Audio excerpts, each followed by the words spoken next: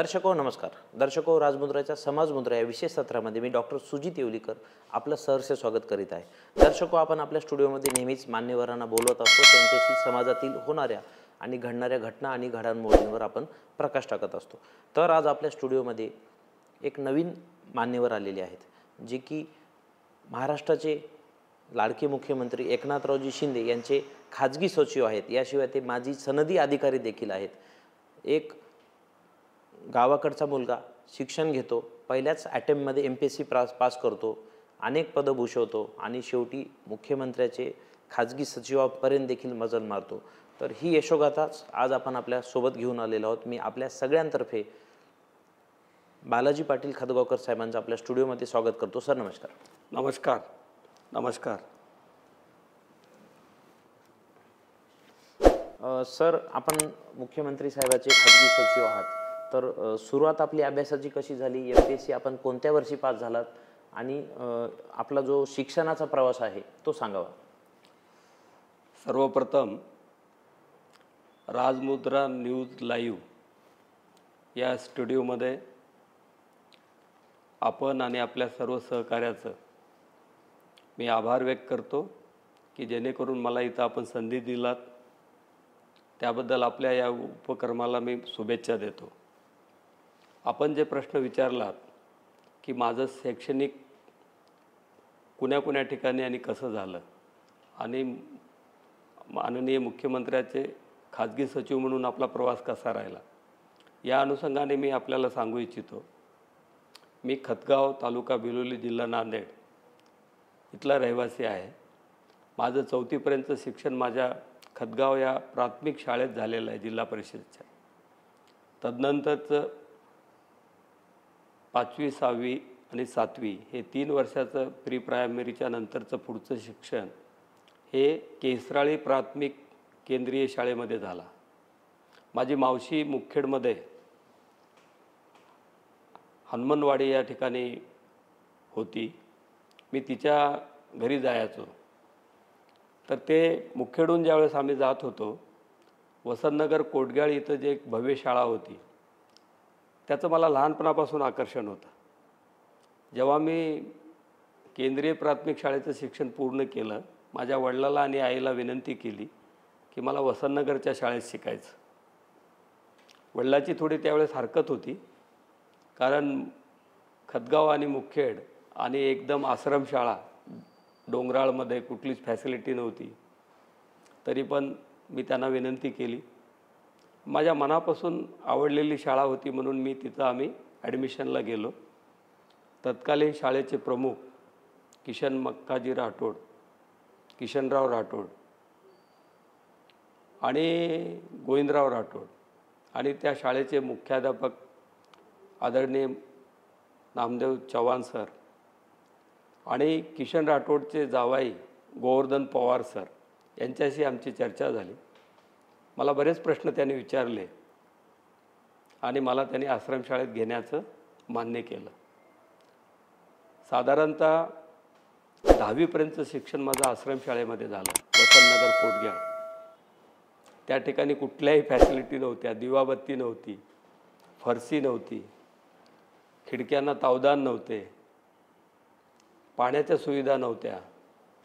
आम्ही आंघोळीला साधारणतः वसंतनगर कोटग्याळपासून एक 15 किलोमीटर त्या परिसरात उन्हाळ्यापर्यंत गेलेला आहे. सकाळची प्रार्थना व्हायची. त्या ठिकाणी असलेली विहीर हे फक्त पाणी पिण्यासाठी वापरायचे. तीसुद्धा दिवाळीच्या नंतर कोरडी व्हायची.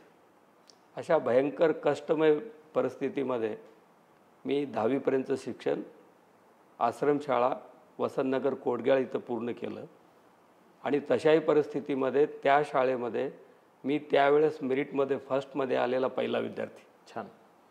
आणि मला तिथल्या शिक्षकांनी एवढं प्रेम दिला, किशन राठोड साहेब, गोविंद राठोड साहेब, गोवर्धन पवार सर यांनी एवढं प्रेम दिला, त्याचमुळं माझं हे सक्सेस साध्य करता आलं. तदनंतर मी शारदानगर सगरुळी येथे 12वीपर्यंतचं शिक्षण पूर्ण केलं. त्यानंतर मी ॲग्रिकल्चर युनिव्हर्सिटी परभणी येथे BSc ॲग्रिकल्चरसाठी माझा निवड झाली आणि मी MSc agronomy soil and water management इथपर्यंतचं शिक्षण मी कृषी विद्यापीठ परभणी येथे पूर्ण केलं. आणि त्या ठिकाणचं वातावरण आणि मग आपल्या घरची एक परिस्थिती हे विचारात घेता मी खूप अभ्यास केला आणि पब्लिक सर्व्हिस कमिशनची 1987ची परीक्षा पहिल्याच अटेम्प्टमध्ये मी पास होऊन राजपत्रित अधिकारी म्हणून माझी निवड झाली. साधारणतः मी नगरविकास विभागात मुख्याधिकारी म्हणून निवड झालो. अशा पद्धतीचं माझं शैक्षणिक अनुभव आणि मी घेतलेला कष्ट या माध्यमातून मी आपल्यासमोर विवेचन केलेलं आहे. तदनंतर ज्यावेळेस मी नगरविकास विभागात सिलेक्ट झालो, पहिले 2 वर्ष आम्ही परीक्षाधीन मुख्याधिकारी म्हणून मुंबईमध्ये आणि आपल्या नांदेड नगरपालिकेमध्ये बरारासाहेब नगराध्यक्ष होते, लवळकर म्हणून एक मुख्याधिकारी होते इथं. त्या काळामध्ये माझं इथं प्रशिक्षण पूर्ण झालं आणि माझी पहिली पोस्टिंग 89मध्ये इंडिपेंडंट मुख्याधिकारी म्हणून देगलूर नगर परिषदेत झाली. मी देगलूर नगरपालिकेमध्ये 4 वर्ष काम केलं.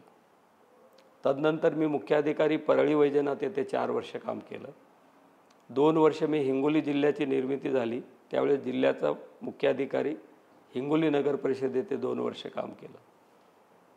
आदरणीय विलासरावजी सरांनी मला जालना नगर परिषदेला काम करण्याची संधी दिली. जालना नगर परिषदेमध्ये मी 3 वर्ष मुख्याधिकारी पदाचं काम केलं आणि माझी दुसरी पोस्टिंगसुद्धा एक चांगल्या पद्धतीचं मराठवाड्यात काम केल्यामुळे विलासरावजीच्या कृपेने मी पनवेल नगरपालिकेला, जिल्हा रायगड, मुंबईच्या एकदम जवळ, खूप महाराष्ट्रात नावाजलेल्या नगरपालिकेमध्ये माझी मुख्याधिकारी म्हणून निवड झाली. मी त्या ठिकाणीसुद्धा अतिउत्कृष्ट काम केलं. मी प्रत्येक ठिकाणी अतिउत्कृष्ट काम केलं. सामाजिक काम असेल, आरोग्याचे कामं असतील, दिवाबत्तीचे कामं असतील, शहरामध्ये विकास कामं असतील, खूप मोठ्या प्रमाणामध्ये शहरामध्ये सांस्कृतिक कार्यक्रम असतील, गार्डन्स असतील, सगळ्या पद्धतीचे विकास कामं आम्ही भरीव असे प्रत्येक शहरात केलेले आहेत. त्याची यादी सांगायचं तर खूप मोठा हा वेळ आपल्याला लागेल. पनवेलमध्ये मी ज्यावेळेस काम केलं, तत्कालीन नगरविकास विभागाचे सचिव माझ्या कामाला इतके प्रभावित झाले आणि त्यांनी मला ॲडिशनल कलेक्टर म्हणजे महाव्यवस्थापक, परिवहन महाव्यवस्थापक ठाणे महापालिकेला मला काम करायची संधी दिली 2002मध्ये.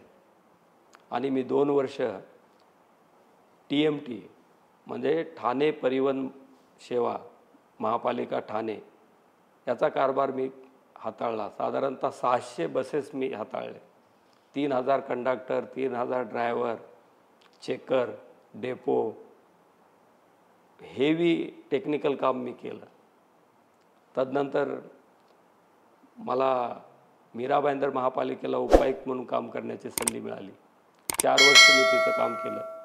राज्याचे मुख्यमंत्री आदरणीय अशोकरावजी चव्हाण झाले होते. 2008-09मध्ये परत मला ठाणे महापालिकेमध्ये 4 वर्ष उपायुक्त मुख्यालय म्हणून काम करायची संधी मिळाली. आणि 2012मध्ये आदरणीय पृथ्वीराजजी चव्हाण सर राज्यामध्ये मुख्यमंत्रीमधून आले आणि मला उल्हासनगर महापालिकामध्ये आयुक्त म्हणून काम करण्याची संधी मिळाली. मी 3 वर्ष उल्हासनगरमध्ये आयुक्त म्हणून काम केला. तदनंतर परत युतीचे गव्हर्नमेंट आले. आदरणीय तत्कालीन मुख्यमंत्री फडणवीस सर हे राज्याचे मुख्यमंत्री झाले. त्यांनी मला 2 टर्म आयुक्त म्हणून काम करण्याची संधी दिली. एक भिवंडी महापालिका आणि मीरा भाईंदर महापालिका. या दरम्यानच्या काळामध्ये मला एकदा आदरणीय राज्याचे राज्यमंत्री अर्जुनरावजी खोतकर यांच्याकडे मी काही दिवस खाजगी सचिव म्हणून सुद्धा काम केलं मी मंत्रालयात. पण त्यांना कॅबिनेट दर्जा नव्हता. कामाचा जो व्याप पाहिजे होता त्यांना तेवढं तिथं काम नव्हतं. म्हणून माझी भाईंदरला पोस्टिंग झाली आयुक्त म्हणून. त्यावेळेस त्यांनी मला अनुमती दिली आणि मी भाईंदरचं ज्यावेळेस कमिशनर म्हणून काम करत होतो, अतिउच्च लेवलचं आम्ही ह्या पूर्ण परिसरामध्ये काम केलेलं आहे, विशेषतः ठाणे जिल्ह्यामध्ये. आणि त्या दरम्यानच्या काळामध्ये महाविकास आघाडीचं सरकार आलं. राज्याचे सध्याचे मुख्यमंत्री आदरणीय एकनाथरावजी शिंदे हे नगरविकास मंत्री झाले आणि त्यांच्या जिल्ह्यामध्ये मी 25 वर्ष नगरविकास विभागात विविध पदावर मी काम केलं होतं. तर ही माहिती त्यांना जवळून माहीत होती. त्यांचे सुपुत्र श्रीकांतजी शिंदे, पहिली निवडणूक मी उल्हासनगर कमिशनर असताना 2012मध्ये त्यांनी लढवली होती. म्हणजे त्यांचे आमचे खूप चांगले संबंध होते.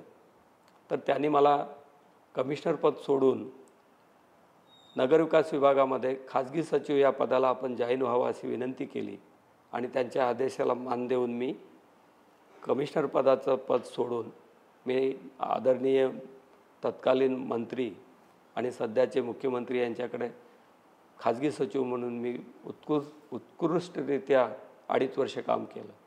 राज्यात फार मोठ्या घडामोडी झाल्या आणि आदरणीय एकनाथरावजी शिंदे हे मुख्यमंत्री झाले आणि त्यांच्या आशीर्वादाने मला मुख्यमंत्री कार्यालयामध्ये पुनश्च खाजगी सचिव या पदाची संधी मिळाली. मी परवापर्यंत खाजगी सचिव या पदाचं काम केलेलं आहे. विहित वयोमानानुसार मी आता सेवानिवृत्त झालेलं आहे. साधारणतः 37 वर्ष मी प्रशासकीय सेवा विविध पदावर केलेल्या आहेत आणि प्रत्येक ठिकाणी गुणवत्तापूर्ण, सचोटीपूर्ण, प्रामाणिकपणानं काम केल्यामुळे खूप त्या संस्थेला वरिष्ठ लेवलचे पारितोषिकसुद्धा आम्ही मिळवून दिलं. ते शहर स्वच्छतेमध्ये असेल, विकास कामामध्ये असेल, भौतिक ज्या सुविधा अपेक्षित आहेत त्या अतिउच्च लेवलच्या आम्ही त्या ठिकाणी प्रस्थापित केल्या. मग ते ठाणे असेल, भाईंदर असेल, पनवेल असेल, उल्हासनगर असेल, प्रत्येक शहर हे 15-1 लाखाचे वरचे हे शहर आहेत. त्यांची दैनंदिन साफसफाई असेल, पाणी पुरवठ्याचे कामं असतील, विकास कामं असतील, 24 तास आम्ही काम करून त्या जनतेला विश्वासात घेऊन त्या ठिकाणी एक चांगल्या पद्धतीचा आदर्श प्रशासन आम्ही चालवलं. बरं सर, आपण 37 वर्षाचा अनुभव आहे असं बोललात. जास्तीत जास्त आपला कार्यकाळ हा मुंबई आणि कोकण विभागात झालेला आपल्या बोलण्यावरून दिसते. तर मग सर, आपल्या काळामध्ये अनेक मुख्यमंत्री होऊन गेलेत, आपण अनेक मुख्यमंत्र्यांना पाहिलं. तर आपल्या अनुभवातले एक व्यक्ती म्हणून आपल्याला आवडलेले कोणते चांगले 2-3 मुख्यमंत्री आपल्याला सांगतील की त्यांचा कार्यकाल, त्यांची कार्यपद्धती आपल्याला आवडली? माझ्या प्रशासकीय जीवनामध्ये आदरणीय आपल्याच जिल्ह्याचे, मराठवाड्याचे भूषण, केंद्रीय गृहमंत्री आणि राज्याचे तत्कालीन मुख्यमंत्री शंकररावजी चव्हाण यांच्या काळात माझी निवड झाली होती आणि त्यांच्या काळात पहिली माझी प्रशासकीय निवड आणि त्यानंतरच्या पहिली पोस्टिंग हे त्यांच्या काळात झाली होती. तदनंतर मी हिंगोली असेल, जालना असेल, पनवेल असेल, या आदरणीय विलासरावजींच्या काळात मला त्या संधी मिळाल्या. नंतर राज्याचे सुशीलकुमारजी शिंदे मुख्यमंत्री झाले आणि मला पनवेल आणि भाईंदर इथं काम करायची संधी मिळाली. 2008मध्ये आदरणीय आपल्या जिल्ह्याचे भूषण माजी मुख्यमंत्री अशोकरावजी चव्हाण झाले आणि मला परत ठाणे महापालिकेमध्ये उपायुक्त मुख्यालय म्हणून काम करायची संधी मिळाली. 2012मध्ये तत्कालीन मुख्यमंत्री पृथ्वीराजजी चव्हाण साहेबांनी राज्याची टॉपमोस्ट अधिकाऱ्याची सूची तयार केली होती आणि त्यामध्ये मला त्यांनी डायरेक्ट आयुक्त म्हणून उल्हासनगरला काम करण्याची संधी दिली. आताचे उपमुख्यमंत्री तथा तत्कालीन मुख्यमंत्री आदरणीय फडणवीस सरांनी मला 2 टर्म आयुक्त या पदाची संधी दिली, भिवंडी महापालिका आणि भाईंदर महापालिका. यांच्यासोबतच सध्याचे मुख्यमंत्री आदरणीय एकनाथरावजी शिंदे यांच्यासोबत ज्यावेळेस DPDCचे कामं असतात, जिल्ह्याचे विविध विकास कामं असतात, त्यांच्यासोबत गेले 25 वर्ष मला, जरी ते त्यावेळेस आमदार असले तर त्यांच्यासोबत फार जवळून काम करण्याची संधी भेटली. आदरणीय एकनाथरावजी शिंदे यांच्या कामाची पद्धत, ते 24 तास काम करतात. सामान्य कुटुंबाचे ते विचारात घेतात. छोट्या मोठ्या गोष्टी प्रशासकीय लेवलच्या असतील, सामाजिक लेवलच्या असतील, ते गरजूला कशा पद्धतीनं निपटारा करता येते त्या अनुषंगाने सगळ्या अधिकाऱ्याशी त्यांचे फार जिव्हाळ्याचे जिल्ह्यामध्ये संबंध राहायचे आणि त्यांच्या कामाची जी पद्धत होती ते आम्हाला खूपच प्रभावित करणारी होती. आणि तदनंतर ज्यावेळेस महाविकास आघाडी झाली आणि तदनंतर महायुतीचं शासन आलं, आदरणीय एकनाथरावजी शिंदे नगरविकास मंत्री झाले आणि राज्याचे मुख्यमंत्री झाले त्यांच्यासोबत गेले 5 वर्षे मी अति जवळून खाजगी सचिव म्हणून काम केलं. या समाजाच्या प्रती आदरणीय एकनाथरावजी शिंदे साहेबाची जी लायबिलिटी आहे, त्यांची काम करण्याची जी समज आहे, महिलाबद्दलचा त्यांचा जो आदर आहे, सामान्य लोकांना न्याय देण्याची त्यांची जी प्रवृत्ती आहे आणि जिथं जिथं राज्यावर वेगवेगळ्या प्रकारचे संकट आले तर सगळं आहे तिथं ठेवून तात्काळ त्या ठिकाणी पोहोचून अद्ययावत अशी त्या ठिकाणी रिलीफ सेवा देण्याची त्यांचं जे गुण आहे. विशेषतः कोविड परिस्थितीमध्ये आम्ही आपल्याला सांगतो मुंबईमध्ये चिटपाखरू रस्त्यावर राहायचं नाही आहे, पण सध्याचे मुख्यमंत्री आणि आमचा ताफा 24 तास मुंबई आणि पेरीफेरी टाउनशिपमध्ये आम्ही काम केलं. सरांना 2दा कोविड झाला, मला 1दा कोविड झाला. मी 19 दिवस ब्रिज कँडीमध्ये ॲडमिट होतो. पाडव्याच्या दिवशी आमच्याकडे ठाण्यामध्ये 700 कोविड मरीज होते. जर 10 मिनिटासाठी 2 मिनिटासाठी जर ऑक्सिजनचा पुरवठा खंडित झाला तर फार मोठी आपत्ती होणार होती. साहेबांचा एकदम दृष्टिकोन प्रॅक्टिकल असतो. त्यांनी आमची सगळी टीम घेऊन ज्या ठिकाणी ऑक्सिजन जनरेट होते अशा लिंडे कंपनीमध्ये आम्ही पाडवा तिथं घालवला रात्रीच्या 3 वाजेपर्यंत. पण वसई विरार असेल, ठाणे महापालिका असेल, भिवंडी असेल, उल्हासनगर असेल, पनवेल असेल, नवी मुंबई असेल, विशेषतः मुंबई असेल, या ठिकाणी साधारणतः 15 ते 16 म्हणजे टेम्पररी हॉस्पिटल त्यांनी तयार केले. मोठ्या प्रमाणात बेड व्यवस्था तयार केली आणि 10 ठिकाणी अन्नछत्र कार्यक्रम त्यांनी राबवला. कुठल्याही प्रसारमाध्यमाला आम्ही पुढे गेलो नाही.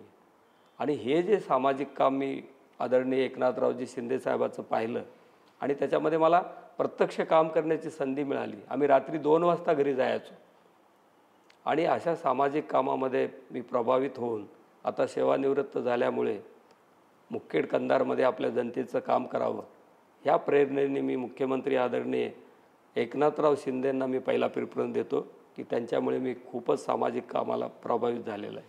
हे आमचे मुख्यमंत्री आदरणीय एकनाथरावजी शिंदे, आदरणीय सध्याचे उपमुख्यमंत्री देवेंद्रजी फडणवीस, त्यांच्यासोबत मी 5 वर्ष काम केलं. तत्कालीन मुख्यमंत्री पृथ्वीराजजी चव्हाण आणि मराठवाड्याचे भूषण विलासरावजी देशमुख यांच्यासोबत मी खूपच चांगल्या पद्धतीनं काम केलं. आणि आपल्या जिल्ह्याचे आदरणीय अशोकरावजी चव्हाण यांनीसुद्धा मला ठाणे महापालिकेत काम करण्याची संधी दिली. त्यामुळे हे सगळे आमच्यासाठी खूपच भूषण आहे आणि आम्हाला खूपच आदर आहे. बरं सर, महत्त्वाचा प्रश्न हा होतो की आपण पुणे, मुंबई, कोकण या पट्ट्यामध्ये काम केलं, तर उलट मी आता फिरून आपल्या इकडे नांदेड जिल्ह्यामध्ये आपल्याला आणतो की 37 वर्षाच्या काळामध्ये तिकडच्या पट्ट्यातल्या शहरांनी कात टाकलेली दिसते. प्रचंड विकास झाला आणि खूप पुढं गेलं. या उलट आपण नांदेड जिल्ह्यामध्ये पाहिलं तर कंधार, बिलोली, मुखेड हे तालुके दुष्काळी भाग म्हणून ओळखले जातात. आपलं शिक्षणही जवळपास मुखेडमध्ये झालेलं आहे. तर इथे विद्यमान जे आमदार आहेत भाजपचे, तर त्यांच्या कार्यपद्धतीबद्दल आपण काय म्हणू शकता? बघा, माझा स्वभाव कुणाला क्रिटिसिझम करण्याचा नाही आहे. सध्याचे आमदार आदरणीय तुषारजी राठोड हे आमचे खूप जवळचे स्नेही आहेत. त्यांचे आमचे कौटुंबिक संबंध आहेत. त्यांनीसुद्धा खूप चांगल्या पद्धतीनं काम केलेलं आहे. मी सुद्धा त्यांना चांगल्या पद्धतीनं मंत्रालय स्तरावर मदत केलेली आहे विविध विषयामध्ये. पण सध्याची जी परिस्थिती आहे मराठवाड्यामध्ये आणि त्यांचे आता 2 टर्म झालेले आहेत आणि विशेषतः मागचा लोकसभेचा आपण अनुभव पाहिलेला आहे. त्यामुळे महायुतीमध्ये निवडून येणे हा फार महत्त्वाचा विषय आहे आणि वरिष्ठ लेवलवर आदरणीय मुख्यमंत्री, दोन्ही उपमुख्यमंत्री या बाबतीत मुखेड असेल, कंधार असेल या परिसरातून माझ्यासाठी भाजपा आहे, राष्ट्रवादी आहे, काँग्रेस आहे, विविध पक्षांचे मान्यवर, शिवसेनेचे आमचे सगळे प्रतिनिधी आहे. माझ्या नावाची वरिष्ठ लेवलला खूप मोठ्या प्रमाणात गेल्या 1.5 वर्षापासून मागणी आहे. वरिष्ठ लेवलवर ह्याच्याबद्दल चर्चाही झालेल्या आहेत. ही बाब माझ्या ज्यावेळेस निदर्शनास आली त्यावेळेस मी आदरणीय राज्याचे मुख्यमंत्री यांना विनंती केली, सर माझं आता सेवानिवृत्ती झालेली आहे आणि येणारे निवडणूक आहेत, लोकांचा खूप मोठा मुखेडमधून मला प्रतिसाद आहे, त्यामुळे या ठिकाणी मला काम करण्याची संधी मिळावी आणि माझा राजीनामा मंजूर करावा. तर त्यांना मी लेखी विनंती केल्यामुळे त्यांनी ते मान्य केलं आणि मी त्यांच्या सगळ्यांच्या आशीर्वादाने या ठिकाणी मुखेड आणि कंधार विधानसभेमध्ये मी काम करत आहे. बरं सर, मुखेड आणि कंधार मतदारसंघ कुठल्या कुठल्या विकास कामापासून वंचित आहे आपल्याला काय वाटतं? कारण की बघा, मराठवाडा, पश्चिम महाराष्ट्र, विशेषतः नाशिक, पुणे आणि मुंबई ह्याचं जर कंपेअर केलं, फार मोठ्या प्रमाणात अनुशेष मराठवाड्यामध्ये आहे आणि त्याहीपेक्षा आपला नांदेड जिल्हा, मुखेड, कंधार, बिलोली हे सगळेच आपले तालुके विकासाच्या अनुषंगाने खूप मोठ्या प्रमाणात अनुशेष आहे. प्रत्येक क्षेत्रामध्ये सिंचनामध्ये आपल्याकडे सुविधा परिपूर्ण नाही आहेत, रोड कनेक्टिव्हिटी आपल्याकडे परिपूर्ण नाही आहे, रोजगाराच्या तर संधीच नाही आहेत, मुखेडला तर अजून MIDCसुद्धा नाही आहे, असा कुठलाही भरीव एक कारखानासुद्धा नाही आहे, अद्यावत असे कुठलेही शैक्षणिक संकुल निर्माण झालेले नाही आहेत, टेक्निकल एज्युकेशन तर अजून कोसो दूर आहे, आरोग्याच्या सुविधासुद्धा तेवढ्या चांगल्या पद्धतीच्या नाही आहेत, सामाजिक संघटन आणि समाजाचा उत्कर्ष ह्या बाबी अजून खूप दूर आहेत. मोठ्या प्रमाणात एक खरीप पीक झाला तर मुखेडमधून मोठ्या प्रमाणात कामगार असतील, मजूर असतील, शेतकरी असतील, हे सगळे बांधव मुंबई, हैदराबाद, पुणे या स्वतःच्या रोजीरोटीसाठी स्थलांतरित होतात. हे आपल्याला हे दयनीय अवस्था आपल्याला माहिती आहे आणि मी मुखेडमधून मोठा झालेलो आहे. तर हे शल्य माझ्या मनात, मी ज्या वेळेस दीपावलीच्या सुट्टीमध्ये गावाकडे येतो, मावशीच्या घरला जातो, तर ही परिस्थिती बघून वेदना होतात आणि एका आदर्श व्यक्तिमत्व आदरणीय राज्याचे मुख्यमंत्री एकनाथरावजी शिंदे यांच्यासोबत काम करताना जे सामाजिक संस्थेत कसं काम केलं पाहिजे, समाजरचनेत परिवर्तन कसं आणला पाहिजे, त्यांच्याकडून काम करून मला खूप मोठी प्रेरणा मिळालेली आहे आणि त्यांच्या प्रेरणेने आपला जो अविकसित भाग आहे आणि हे जे अनुशेष आहेत या अनुषंगाने आपण काहीतरी समाजासाठी द्यावं ह्या उद्दात हेतूने आणि मुखेड आणि कंधार येथील माझे जे बांधव आहेत विविध पक्षांचे, त्यांचा जो आग्रह माझ्या पाठीशी होता त्या अनुषंगाने मी यामध्ये एंट्री केलेली आहे. वास्तविक माझा राजकारणाचा काहीही गंध नव्हता. बरं सर, या मतदारसंघामधून जनतेने जर आपल्याला साथ दिली, जनतेने आशीर्वाद दिले, तर आमदार या नेत्याने या मतदारसंघाची काय ब्ल्यूप्रिंट आपल्याकडे तयार आहे, भविष्यात आपल्याला संधी मिळेल तर आपण जनतेला काय देऊ शकतो? मी आपले आभार मानतो, धन्यवाद मानतो की फार उत्कृष्ट आणि चांगला प्रश्न आपण विचारलेला आहे. माझ्याकडे खूप चांगल्या प्रकारचा ब्ल्यूप्रिंट आम्ही तयार केलेला आहे.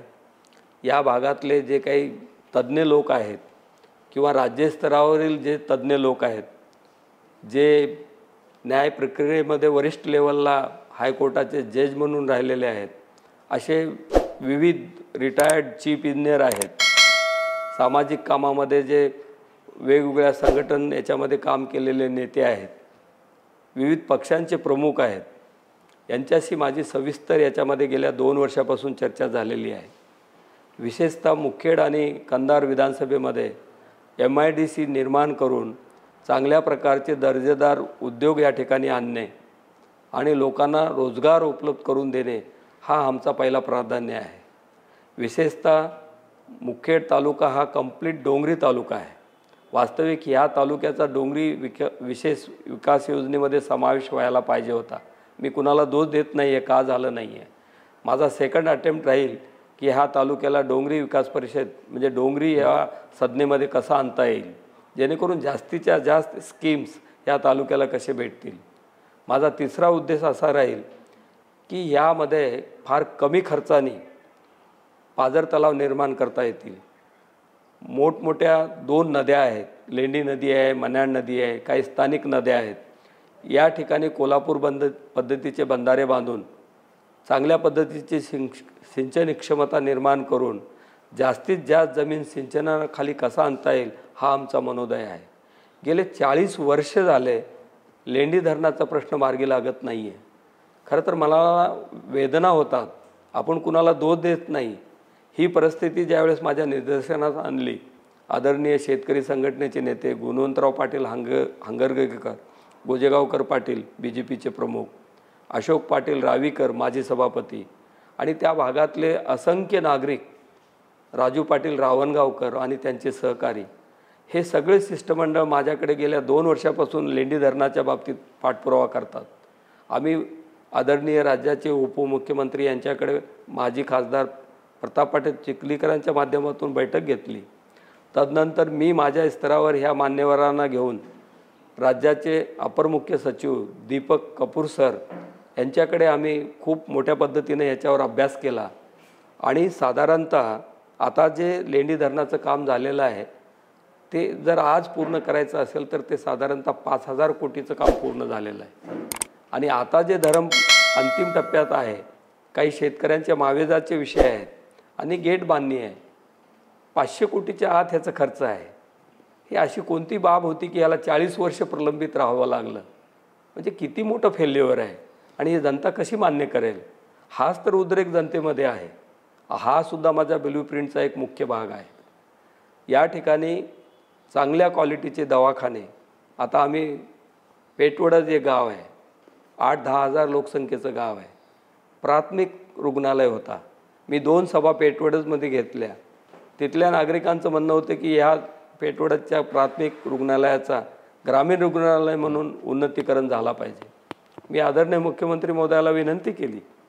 राज्याचे आरोग्यमंत्री तानाजी सावंत साहेबांनी आम्हाला प्रस्ताव सादर करायला सांगितला. मला तुम्हाला सांगायला आनंद होते, 20 तारखेला मागच्या प्राथमिक रुग्णालयाचा ग्रामीण रुग्णालय म्हणून उन्नतीकरणाचा शासन निर्णय निर्गमित झाला आणि पेटवड्याची खूप मोठी समस्या दूर झाली. असे कितीतरी विषय आहेत, शाळेचे विषय आहेत. गुणवत्तापूर्वक आपल्याला एज्युकेशनच्या शाळा ह्या भागात आणावं लागणार आहे. अशा प्रकारचे विविध रोड कनेक्टिव्हिटी आहे. आज मी विविध सर्कलमध्ये मी ज्यावेळेस फिरतो, काही गावाला तर अजून बसेस बंद आहेत. रस्त्याची एवढी दयनीय अवस्था आहे. हिबटचा रस्ता आहे, एकलाऱ्याचा रस्ता आहे, अडसूरचा रस्ता आहे, राजुऱ्याचा रस्ता आहे, बसेस बंद आहेत. 1947च्या स्वातंत्र्यानंतर आज आपण 75 वर्षाच्या स्वातंत्र्य भारतात ज्या गावची लोकसंख्या 5,000 10,000 त्या गावच्या अजून बसेस बंद आहेत.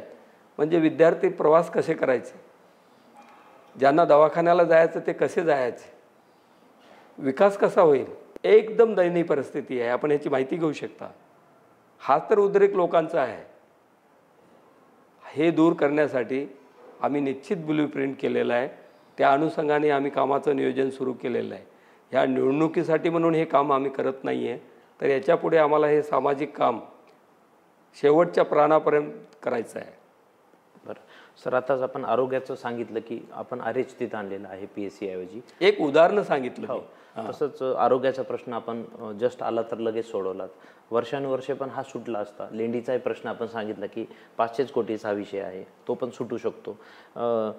शिकलेला आणि हाडामासाचा जर माणूस विधानसभेत गेला मतदारसंघाचा प्रतिनिधी म्हणून, तर निश्चितपणे तो न्याय देऊ शकतो.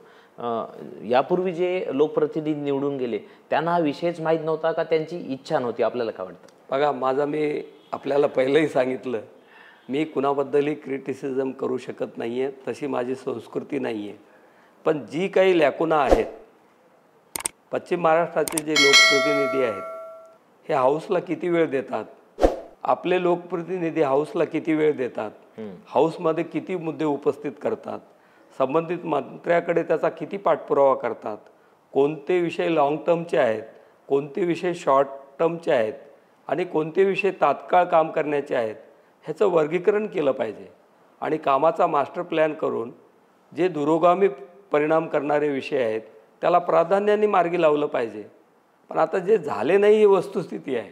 मला कुणाला नाव ठेवायचं नाही आहे की ज्या अर्थी त्यांनी ती जबाबदारी पूर्ण केली नाही म्हणूनच हे प्रलंबित आहेत. आणि आपल्याला ते आपल्या सगळ्यांच्या सहकार्याने आणि लोकांच्या आग्रहामुळे येणाऱ्या काळामध्ये आम्ही त्याला निश्चित न्याय देणार आहोत. सर, अनेक सरकारं आली आणि गेली, अनेक मुख्यमंत्री महाराष्ट्राने पाहिले, परंतु शेतकरी आत्महत्या हा प्रश्न तिथंच आहे.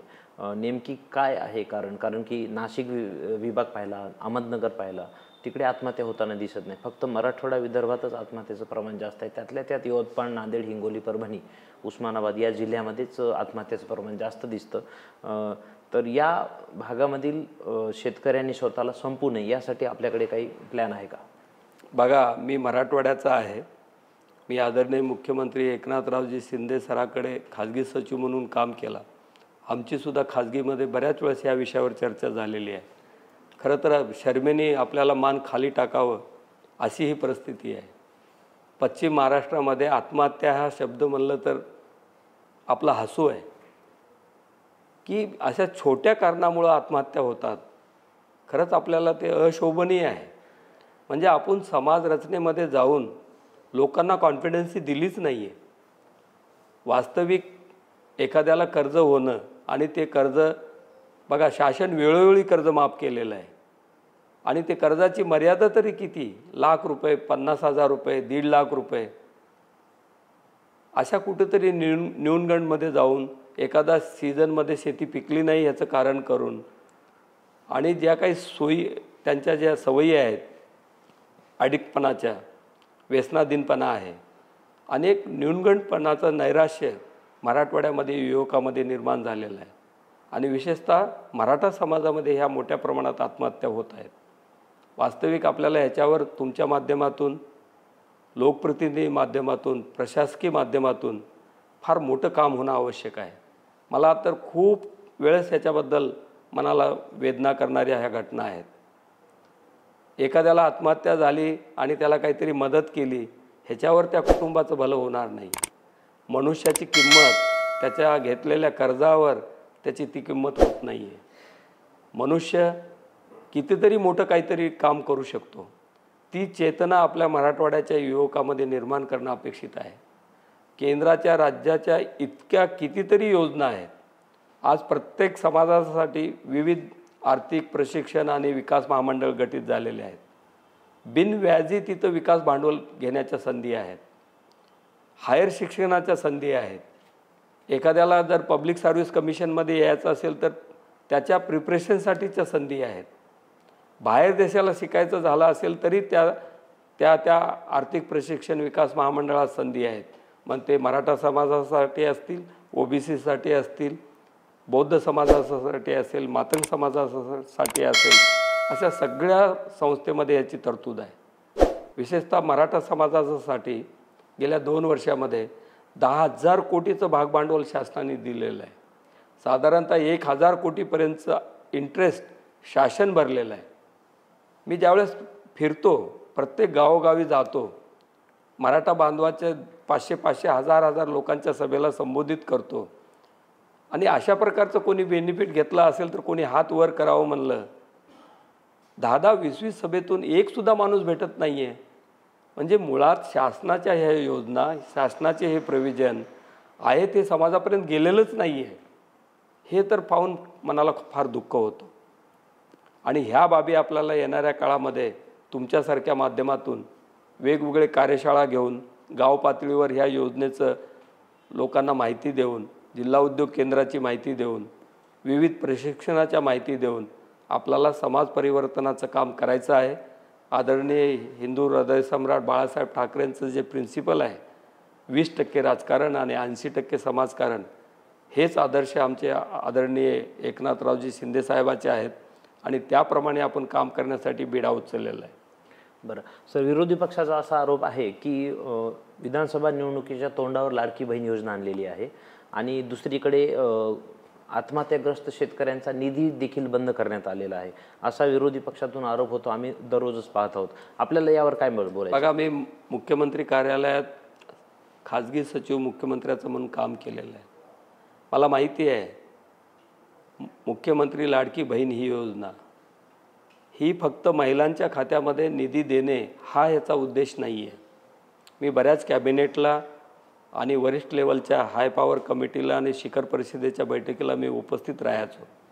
आदरणीय राज्याचे मुख्यमंत्री एकनाथरावजी शिंदे, दोन्ही उपमुख्यमंत्री आदरणीय देवेंद्रजी फडणवीस सर आणि अजितदादा पवार साहेब ह्यांचा मनोदय एकच आहे की महिलांचा उत्कर्ष वाढला पाहिजे, समाजरचनेमध्ये महिलाच्या निर्णय प्रक्रियेमध्ये त्यांचा सहभाग झाला पाहिजे. आज आपल्या कुटुंबामध्ये आपण महिलांना किती स्थान देतो आणि त्यांचं किती आदर करतो, खरी प्रगती त्याच्यावर डिपेंड आहे. तुम्ही आम्ही घडलो, आपल्या आईवडिलांमुळे घडलो, असं प्रत्येक कुटुंबामध्ये ते वातावरण निर्माण झालं पाहिजे. ते केव्हा शक्य आहे तर आपल्या आया बहिणीच्या काहीतरी त्यांची अधिकार क्षमता वाढली पाहिजे, त्यांच्या अकाउंटला काहीतरी पुंजी असली पाहिजे, जेणेकरून त्यांच्या कुटुंबाचे सदस्य त्यांना रेस्पेक्ट केले पाहिजे. हा याच्या मागचा उद्देश आहे. महिला सबलीकरण आणि समाजामध्ये नारी शक्तीला रेस्पेक्ट ह्या मुख्यमंत्री लाडकी बहीण या योजनेचा उद्देश आहे असं मला वाटते. त्यामुळे शेतकऱ्याचे पैसे कमी केले असं तीळमात्र नाही आहे. मी याही पुढे जाऊन म्हणेल की साधारणतः 150 प्रकरणामध्ये सिंचन क्षमता वाढविण्यासाठी सुधारित प्रशासकीय मंजुरी हे शासन दिलेलं आहे. साधारणतः 45 ते 50 हजार कोटीचा निधी विविध कारणातून शेतकऱ्यांना दिलेला आहे. मग ते धान अनुदान असेल, शेतकऱ्याला सतत पावसाचं झालेलं नुकसान असेल, आवर्षण प्रवण असेल, किंवा जमिनीचं काहीतरी मोठ्या प्रमाणात नुकसान असेल, पिकाचे नुकसान असेल, अशा विविध विषयामध्ये राज्य शासनाने 50,000 कोटीपर्यंतचा खर्च शेतकऱ्यावर केलेला आहे. त्यामुळे शासन असं कोणत्याही विषयाला दुजाभाव केलेला नाही. बरं सर, एकीकडे जरांगे पाटलाचं आंदोलन आपण पाहिलं, त्याच काळामध्ये एकनाथराव शिंदेनी 10% GR पण काढला. तर ते आरक्षण न्यायालयामध्ये कोर्टामध्ये टिकेल का, आपल्याला काय वाटतं? आदरणीय जरांगे पाटलांनी मराठा समाजाला खूप चांगल्या पद्धतीनं न्याय द्यायचा प्रयत्न केला. राज्य शासनसुद्धा त्यांचे विचार पूर्णपणे विचारात घेतले. विशेषतः जरांगे पाटलाच्या प्रत्येक आंदोलनाला आदरणीय राज्याचे मुख्यमंत्री मला आणि माझ्या वरिष्ठ टीमला जे अधिकार दिले, आम्ही वेळोवेळी त्यांच्याशी नेगोशिएशन केलं. त्यांचे सगळे विचार आम्ही राज्य शासनापर्यंत पोहोचवले आणि प्रत्येक वेळेस आम्ही त्यांना पॉझिटिव्ह न्याय देण्याचा प्रयत्न केला. आपण ते अनुभव पाहू शकता, त्या काळातले व्हिडिओ तपासू शकता. त्याच्यात मी प्रत्येक ठिकाणी भाग घेतलेला आहे. विशेषतः जरांगे पाटलाच्या मागणीनुसार मराठा समाजाला जे आरक्षण द्यायचं होतं, आदरणीय राज्याचे हे नेतृत्व महायुतीचं, त्यांनी विशेष अधिवेशन घेऊन मराठा समाजाला 10% निर्णय केलेला आहे. त्यामुळे आता मराठा समाजाने जे कुणबी प्रमाणपत्राच्या बाबी आहेत, ज्यांच्या नोंदी आहेत, त्यांना ते प्रमाणपत्र देण्याचंही धोरण चालू आहे. त्यामुळं मराठा समाजाला ह्या आदरणीय एकनाथरावजी शिंदेनी जे शपथ घेऊन न्याय द्यायचा प्रयत्न केला आणि आदरणीय जरांगे पाटलांनी जी मागणी केली, त्याला 100% आदरणीय मुख्यमंत्र्यांनी न्याय दिलेला आहे. महाराष्ट्रामध्ये लवकरच निवडणूक येणार आहे, तर आपण मुख्यमंत्र्याच्या अगदी जवळचे आहात. तर नांदेड जिल्ह्यामध्ये आपल्या शिवसेनेला कुठल्या कुठल्या जागा मिळतील नांदेडमध्ये, काय वाटतं? विशेषतः मुखेड हे तुम्हाला वाटतं भाजपाचा गड किल्ला आहे, अशी वस्तुस्थिती नाही आहे. आपला मुद्दा, मी क्रिटिसिझममधला माणूस नाही आहे. जर आपण अभ्यास केलात तर यापूर्वी 2 टर्म आमचे आदरणीय सुभाषरावजी साबणे साहेब हे शिवसेनेवर मुखेडमधून निवडून आलेले आहेत. त्यामुळं बेसिक ढाचा मुखेडचा हा शिवसेनेचा आहे. माझे सध्याचे आमदार बालाजी कल्याणकर ही शिवसेनेची जागा आहे आणि ते शिवसेना लढवतील. हातगावची जागा आहे, नॉर्थ नांदेडची जागा आहे. विशेषतः आता देगलूरची यापूर्वी साबणे साहेबांनी शिवसेनेकडून लढवली. आताचे विद्यमान खासदार आमदार भाजपाचे आहेत. वरिष्ठ मंडळी ह्याच्यावर निर्णय घेतील. मी काय तेवढ्या मोठ्या निर्णय प्रक्रियेमधला नाही आहे. पण जास्तीत जास्त सीट आम्ही नांदेडमधून शिवसेनेचे कसे निवडून येतील या अनुषंगाने काम करत आहोत. बरं सर, जनता आपल्याला बघत आहे. नांदेड जिल्हा असेल, कंधार लोहा किंवा मुखेड मतदारसंघ सगळीकडेच आपण बघत आहात आणि आपण मोठ्या पदावर होतात. सगळ्या महाराष्ट्राचा आपल्याला अनुभव आहे आणि एक मतदारसंघ आपल्याला कामाला मिळणार आहे. आपला तसा व्याप खूप मोठा आहे, महाराष्ट्राचं आपण काम केलेलं आहे. तर जाता जाता आपण जनतेला काय आवाहन करसाल? मी आपल्या माध्यमातून जनतेला एकच आवाहन करतो की आपल्याला स्वातंत्र्याचे 75 वर्ष झालेले आहेत. आपण सद्विवेक बुद्धीने, न्याय प्रणालीने जो समाजरचनेमध्ये समाजाच्या भल्यासाठी जो काम करेल, जो सच्चा कार्यकर्ता असेल, अशा माणसाला निवडून देण्याचं काम करावं. आणि निवडणुकीमध्ये गुप्त मतदान पद्धत असल्यामुळे कुठल्याही आमिषाला, कुठल्याही काय म्हणतो आपण पुंजीला बळी पडून आपला इमान कोणी गहाण ठेवू नये. कारण आपल्याला जे स्वातंत्र्य मिळालेलं आहे, ज्या आपल्या पूर्वजांनी छाताडामध्ये गोळ्या घेतलेल्या आहेत, आपल्या घराची रांगोळी करून घेतलेली आहे आणि हे स्वातंत्र्य असं तसं मिळालेलं नाही आहे. तर ह्याचं कुठंतरी आपण भान ठेवलं पाहिजे. आणि कोण चांगला कोण वाईट, सत्य कुणासाठी काम करेल, कुणाची कुवत आहे की हाऊसमध्ये आपली बाजू मांडेल, शासनाच्या केंद्राच्या योजना आपल्या दारात कोण कसा आणेल, ह्याचा न्यायपूर्ण अभ्यास करून मतदारांनी मतदान करावं, एवढीच माझी कळकळीची विनंती आहे. सर, आपण आमच्या स्टुडिओमध्ये आलात, आपल्या अतिशय मोठं वेळपत्रकामधून वेळ काढलात आणि आमच्या स्टुडिओमध्ये चर्चा केली, यासाठी मी आपला राजमुद्रातर्फे अत्यंत आभारी आहे. आपण वेळ दिलात सर, धन्यवाद. नमस्कार, धन्यवाद.